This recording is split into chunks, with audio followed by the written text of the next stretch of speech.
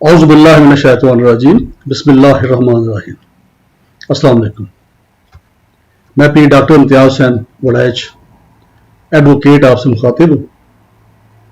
Street crimes یہ ایک بہت بڑا مسئلہ ہے، دنیا کے کئی ممالک میں یہ ہے اور یہ بہت بڑھ رہا ہے۔ پاکستان کے اندر خصوصی طور پہ یہ بہت زیادہ پھیل رہا ہے، اور کراچی میں تو میرا خیال نمبر 1 پوزیشن ہے اس کی۔ سب سے زیادہ جرائم جو اسٹریٹ کرائمز ہوتے ہیں وہ سب سے زیادہ کراچی میں ہوتے ہیں، اور کراچی کے کسی بھی آپ رہائشی سے اگر بات کریں تو ضرور اس کے ساتھ کوئی نہ کوئی واقعہ ہوا ہوتا ہے، تو وہ ضرور شیئر کرے گا آپ کے ساتھ۔ اسی طرح پھر لاہور میں بھی اب کافی یہ ہو گیا ہے، اور ایون اسلام آباد کے اندر ایسے بہت ساری وارداتیں ہو رہی ہیں، اور جس کو پولیس کنٹرول کرنے کی کوشش کرتی ہے اور اپنی پوری کوشش کرتی ہے، اس میں کوئی شک و شبہ نہیں ہے، کیونکہ کوئی بھی پولیس افسر نہیں چاہتا کہ اس کے علاقے کے اندر جرائم ہو اور وہ جرائم رپورٹ ہو۔ لیکن ظاہر بات ہے کہ پولیس کی تعداد بھی کم ہے، وسائل بھی کم ہیں، اور اس میں پھر چونکہ مختلف فیکٹرز ہیں جس کی وجہ سے یہ اسٹریٹ کرائمز یا اسٹریٹ کرمنل جو ہیں ان میں اضافہ ہو رہا ہے۔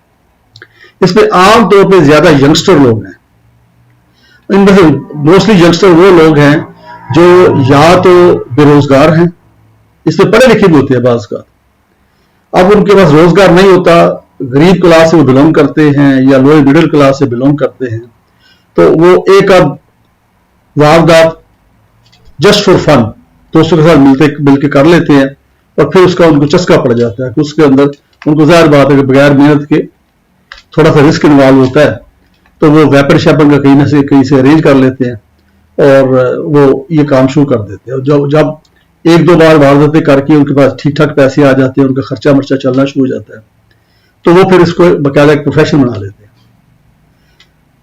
پھر اگر وہ پکڑے جائیں اور جیل چلے جائیں تو جیلیں آپ کو پتا وہاں پہ ہمارا جو ماحول ہے وہاں بڑے بڑے کرمنل وہاں پہ بند ہوتے ہیں، تو بجائے اس کے کہ کوئی وہاں سے ٹھیک ہو کے باہر نکلے، وہاں پہ سے مزید پکا جو کرمنل ہے بن کے وہ نکلتا ہے وہاں سے۔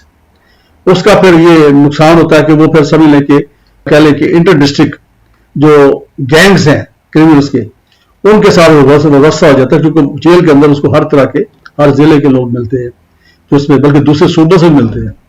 پھر ان کو پناہ گاہیں مل جاتی ہیں کہ ایک جگہ واردات کی تو پھر کسی دوست کے پاس دوسرے ضلع میں جو وہاں پہ ٹکیٹ ہے، جو اس کے جیل میں دوست بنا تھا، اس کے پاس بھاگ گئے کچھ عرصے کے لیے، پھر واپس آ گئے، اس طرح وہ ان کے پاس آ گیا، تو اس طرح کر کے ایک نیٹ ورک ان کا بن جاتا ہے۔ اس میں بے روزگاری سب سے بڑی وجہ ہے، اور مہنگائی سب سے بڑی وجہ ہے، کیونکہ اس وقت جو میجورٹی پاکستان کے لوگ ہیں وہ یا تو غریب ہیں یا لوئر مڈل کلاس میں ہیں، اور ان کے حالات بڑے بڑے خراب ہیں فائنینشلی، ان کی چھوٹی چھوٹی ضروریات جو پوری نہیں ہوتی۔ اب اس میں دو طرح کے لوگ ہو سکتے ہیں، ریئیکٹ کر سکتے ہیں، یا تو پھر وہ اللہ سے لو لگا لے اور کہے کہ چلے کوئی بات نہیں، یہ سخت وقت ہے گزر جائے گا، اور الٹیمیٹلی زندگی میں جو ہم وقت گزار کے اللہ کے پاس چلے جائیں گے۔ ایک تو یہ لوگ ہوتے ہیں، ایک وہ ہوتے ہیں کہ جو خودکشی کر لیتے ہیں، اپنی جان کو مار دیتے ہیں، جو کہ حرام ہے اسلام کے اندر، اور خودکشی کرنے والوں کو کبھی معافی نہیں ملتی، نہ ہی ملے گی، جو اس کے اوپر مفتیان کا علماء کرام کا اتفاق ہے، کیونکہ اللہ تعالیٰ اس کو بہت ناپسندیدہ فعل سمجھتے ہیں اور قرار دیتے ہیں۔ تیسرے وہ ہوتے ہیں جو ریئیکشنری ہوتے ہیں، جو اوفینسو ہو جاتے ہیں، وہ پھر پکڑتے ویپن اور وہ شروع کر دیں، جیسے میں نے آپ کو ڈیٹیل تھوڑی سی بتائی۔ تو اس وجہ سے یہ جرائم جو بڑھتے ہیں۔ اب پولیس جو ہے وہ کہیں پولیس ملی ہوئی ہوتی ہے، میرا خیال ہے کہ مور دین 90% پولیس نہیں ملی ہوتی، یہ ایک ایلیگیشن ہے پولیس کے اوپر کہ وہ پولیس ملی ہوتی ہے۔ مور دین 90% پولیس نہیں ملی ہوتی، اور پولیس کو پتہ بھی نہیں ہوتا کہ کون وارداتیں کر رہا ہے، کیونکہ پہلے ایک ٹریڈیشنل وارداتی ہوتے تھے جن کا پولیس اسٹیشن کے اندر سب کو پتہ ہوتا تھا، ریکارڈ یافتہ ہوتے تھے۔ وہ جب بھی کسی علاقے میں کوئی خاص واردات ہوتی تھی تو اس واردات کا جو ریکارڈ یافتہ شخص ہوتا تھا اس کو پکڑ لیتے تھے اور اس کو تفتیش کرتے تھے، وہ مان جاتا تھا۔ اب یہ ہے کہ یہ چونکہ وہ ریکارڈ یافتہ یا اس طرح کے کرمنل نہیں ہے، بلکہ یہ گھروں کے اندر شریف بچے جو ہیں، شریف فیملیاں جو ہیں، ان میں سے وہ پیدا ہو گئے ہیں، اس لیے پولیس کو پتہ نہیں چلتا کہ بھی کون ہو سکتا ہے۔ تو اس لیے ان کو پکڑنا مشکل ہے. تو اس کا جو حل ہے وہ بڑا زبردست حل ہے. ویسے وہ حل یہ ہے کہ آپ دیکھیں جیسے ڈیٹرنس ہوتی ہے نا، جیسے پاکستان انڈیا کا معاملہ ہے. پاکستان میں جب انڈیا نے نیوکلیر تجربات کیے تو اس کی باڈی لیول بڑی ہائی ہو گئی تھی وہاں کی جو حکومت تھی ان کی، اور وہ بڑی دھمکیاں دینی شروع کر دی وہاں کے لیڈروں نے اور سارا کچھ پاکستان کے اوپر، جس کے بدلے میں پھر جب پاکستان میں جوابی ایٹمی دھماکے کیے تو پھر وہاں پہ وہ ایک دم گھبرا گیا سارے، اور پورا ہندوستان کہنے لگا یہ امن ہونا چاہیے، یہ ہونا چاہیے، وہ ہونا چاہیے. اگر آپ اس زمانے کی اگر آپ کو یاد ہے اخبارات میں بھی آتا رہا، سب کچھ ہوتا رہا، تو وہ کیا ہوا ڈیٹرنس ہو گیا. اور اس کی وجہ سے آپ نے دیکھا باقاعدہ جو وار ہے انڈیا اور پاکستان کے درمیان اس کے بعد نہیں ہوئی. اس کی وجہ کیا ہے؟ ڈیٹرنس. کیونکہ پتا کہ نیوکلیر ہے، پاور ہے پاکستان بھی. اگر کوئی زیادہ گڑبڑ ہوئی تو کوئی پتا نہیں کہ کوئی بھی ملک جو ہے انڈیا بھی چلا سکتا ہے، پاکستان بھی چلا سکتا ہے، تو اس سے بڑے وسیع پیمانے پہ تباہی ہوگی. تو ڈیٹرنس ہو گیا. یہی فارمولہ یہاں پر بھی ہے کرائمز کے اوپر. ایک تو ہے جو مہنگائی ہے اس کو ختم کرنا چاہیے، حکومتوں کے جو افسران ہیں ان کو کوشش کرنی چاہیے، جو ریلیونٹ افسر ہیں، کہ وہ قیمتوں کو کنٹرول کریں، اور اس کے بعد ملک کی جو معیشت جو ہے اس کو بہتر کیا جائے. اس پہ جو ٹیکس دینے والے ہیں ان کو ٹیکس دینا چاہیے اس طرح کر کے، تاکہ ملک کے جو وسائل ہیں وہ بڑھے. اور یہاں پہ اس کا پھر امپیکٹ جو ہے وہ یہ ہوگا کہ مہنگائی کم ہوگی. جب مہنگائی کم ہوگی تو پھر ظاہر بات ہے کہ وہ لوگوں کی روزمرہ کی جو ضروریات پوری ہوں گی. اور اس میں نے بتایا کہ جو مجبوراً اس سائڈ پہ آ جاتے ہیں کسی کے بہکار میں آ کے، تو وہ نہیں آئیں گے. ایک تو یہ سٹیپس ہیں جو کہ میجرز لینے چاہیے. اور اس کے ساتھ ساتھ جو اگلا سٹیپ جو بتانے لگا، جو بالکل 100% میرے خیال کے مطابق، میں بھی آئی ایم رانگ میری، لیکن میری اسیسمنٹ یہ ہے کہ ڈیٹرنس جس طرح کا ملکوں کے درمیان ڈیٹرنس ہوتا ہے، اسی طرح کرمنلز کے ساتھ بھی ڈیٹرنس ہونا چاہیے. اگر کرمنل کو یہ پتا ہو کہ اس گھر کے اندر ویپن ہے اور وہ اگر وہاں جائے گا تو آگے سے ویپن وہ استعمال کر سکتے ہیں اور اس کی جان کو خطرہ ہو سکتا ہے، تو کرمنل سب سے بزدل ہوتا ہے. یہ ذہن میں رکھیے گا، کرمنل سے زیادہ بزدل کوئی بھی نہیں ہوتا.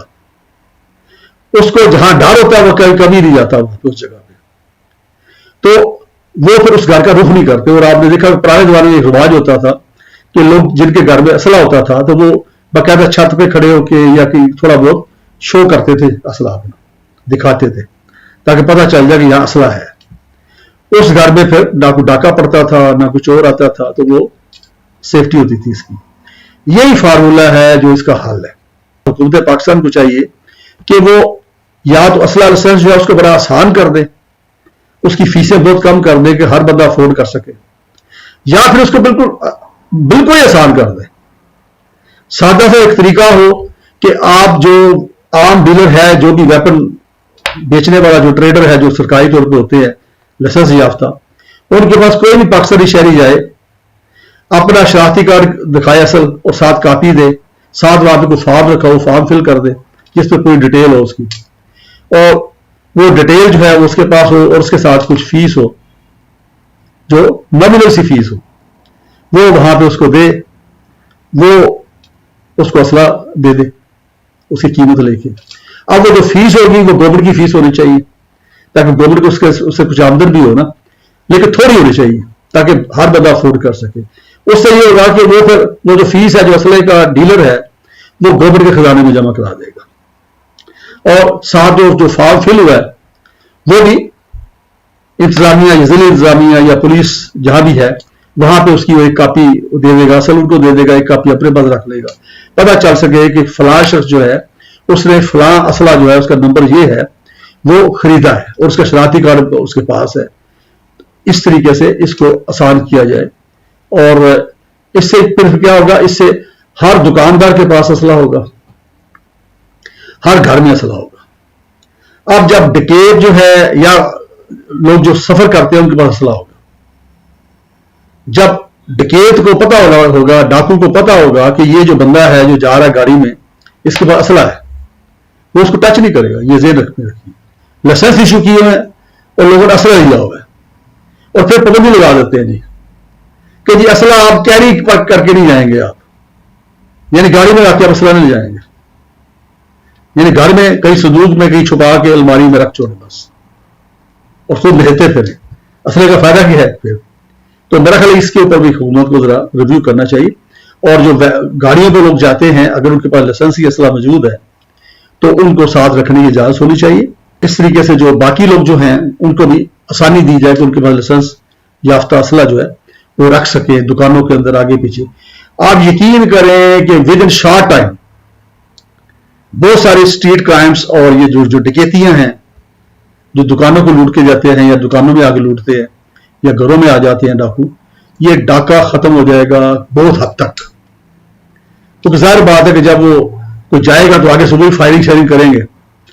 तो राइट टू प्रोटेक्शन में तो आपको पता है इजाजत है ना, उस हद तक आप असला इस्तेमाल कर सकते हैं जिस हद तक वो जो बंदा है इनकैपेसिटेट हो जाए, इस काबिल ना रहे कि आप पे हमला कर सके। ठीक है, तो ये तो कानून ने ऑलरेडी दिया हुआ इख्तियार। अब ऐसी सूरत में अव्वल तो इसकी नौबत नहीं आएगी, ये यकीन करेंगे, कोई कत्ल शतल नहीं होगी, शायद इक्का दुक्का हो जाए, डाकू कत्ल हो इक्का दुक्का मारा जाए। जैसे कराची में पिछले दिनों ये भी सोशल मीडिया पे चल रही है कि वो बैटरी की दुकान है, वहां पे वो डाकू आते हैं, तो वहां से उसके पास असला होता है दुकानदार के पास, वो फायरिंग करके एक को तो गिरा ही देता है ना, बाकी भाग जाते हैं। अब उस दुकान की तरफ यकीन करें कोई डाकू बुक नहीं करेगा, उसको पता होगा कि यहां पे असला है और मारते भी है। तो ये अगर कर लीजिए तो मैं आपको बता दूं कि मेरा ख्याल है, मैं क्रिमिनल लॉयर भी हूं आपको पता ही है, तो मेरा ये एनालिसिस है कि यकीनन बहुत हद तक खत्म हो जाएगा। शायद कोई इक्का दुक्का कभी कोई हो और असला इस्तेमाल भी नहीं करना पड़ेगा, और इससे और कई मसाइल हल हो जाएंगे, जैसे चोरी घरों में हो जाती है या इस तरह के मसाइल होते हैं वो हो जाती है।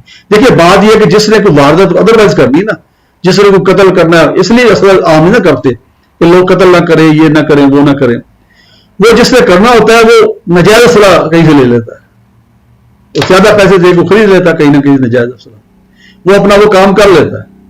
जो लाइसेंस याफ्ता है वो आमतौर पर मैंने देखा जिम्मेदार होते हैं लोग, वो अपने घर के अंदर असले को बड़ी एहतियात के साथ वो रखते हैं और उसका इस्तेमाल वो जानते होते हैं। इसके ऊपर ट्रेनिंग भी करवाई जा सकती है। जब लाइसेंस इशू किया जाता है असले का तो उनको एक छोटी सी ट्रेनिंग हफ्ते की 2 हफ्ते करवा दें, जहां फायरिंग शायरिंग को करवा के दिखाएं, बताएं किस तरीके से इसकी सेफ्टी करनी है, किस तरह हिफाजती जो प्रिकॉशन है वो लेने हैं। तो ये करके देख लीजिए, मुझे पूरा यकीन है कि ये डाके, छोटे छोटे डाके, ये स्ट्रीट क्राइम्स, ये मोबाइल छीन लेना, इस तरह की चीजें जो है ये बिल्कुल खत्म हो जाएंगी। और अगर खत्म ना हुई तो बहुत ही मिनिमल, बहुत ही कम से कम रह जाएंगे। मुझे अपनी दुआ में याद रखिए। बहुत शुक्रिया। अस्सलाम वालेकुम।